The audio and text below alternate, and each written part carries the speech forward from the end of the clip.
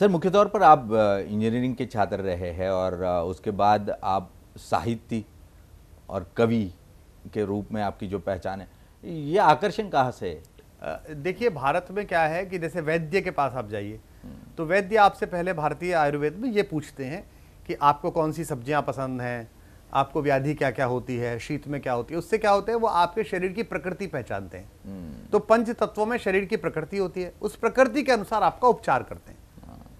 तो क्षणिक व्याधि या क्षणिक स्वास्थ्य के लाभ के लिए इस देश में वैद्य यह पता करता है कि आपका शरीर वात का है, पित्त का है, आपका शरीर किस चीज का है, स्नायु का है, उसके हिसाब से आपका उपचार देता है। लेकिन भारतीय शिक्षा पद्धति में यह कहीं नहीं है कि 5वीं में पढ़ता हुआ, 3री में पढ़ता हुआ, 4थी में पढ़ता हुआ बच्चा उसकी प्रकृति पहचाने कि ये डॉक्टर बनेगा, कि इंजीनियर अच्छा बनेगा। संयोग से ऐसी स्थिति में जो बच्चे आकर फंस जाते हैं, जो वहीं फंसे जो उन्हें चाहिए, तो वो एपीजे अब्दुल कलाम बन जाते हैं कि कलाम साहब को वैज्ञानिक ही बनना था और संयोग से विज्ञान में ही प्रकृति उनको ले आई, तो वो कलाम साहब वहां बन गए। ऐसे बहुत कम अवसर मिलते हैं। मैं उन दुर्भाग्यशाली करोड़ों बच्चों में से एक था जिसकी प्रकृति पूछे बिना उसके चारों तरफ के लोगों ने, उसके गुरुजनों ने, परिवारजनों ने इस समय किसकी प्रकृति चल रही है उसमें डाल दिया उसे कि इस समय विज्ञान की प्रकृति चल रही है, इसमें घुस जाओ। देखिए, मेरी प्रकृति नहीं थी। मेरे पिता को, मेरी माता को, मेरे परिवार को ये 6ठी, 7वीं, 8वीं से पता था कि मेरे अंदर एक गायक की, एक कवि की, एक कलाकार की प्रकृति है। पर चूंकि वो 80 का दशक था और सत्यम शिवम सुंदरम बन रही थी, सत्यकाम बन रही थी और सब में इंजीनियर जो है वो एक बड़ी बड़ी चीज होती थी, तो उन्होंने कहा भाई यही बना दो इसे।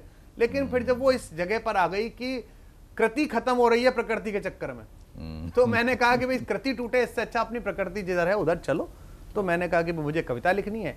और निश्चित रूप से अब जब आप एक सामाजिक ढांचे के विरोध में उसे तोड़ के तो निकलते हैं, जो हमारे बंबई में कहते हैं ना, फटा पोस्टर निकला हीरो, तो उसके लिए पहले पोस्टर फाड़ना पड़ता है और पोस्टर फाड़ने में विकृति पैदा होती है, तो लोगों को नाराजगी होती है कि फाड़ दिया, तो परिवार को भी होती है, समाज को भी होती है, संस्थान को होती है। तो थोड़ा सा वो कष्ट का समय बीता। अब वो मैं आनंद के साथ कह रहा हूं क्योंकि उपलब्धि में हूं थोड़ी में, और उस समय वो बाकायदा भीषण कष्ट का था।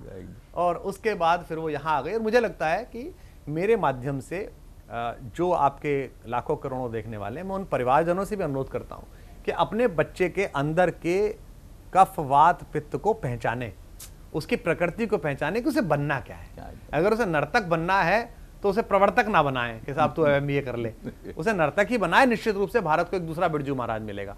और अगर उसके अंदर अर्थशास्त्र है, शेयर मार्केट है, ये है, तो उसे उसी तरफ बनाए। भारत को घर घर में रख के झुनझुन वाला मिलेंगे। तो उसकी प्रकृति पहचाने।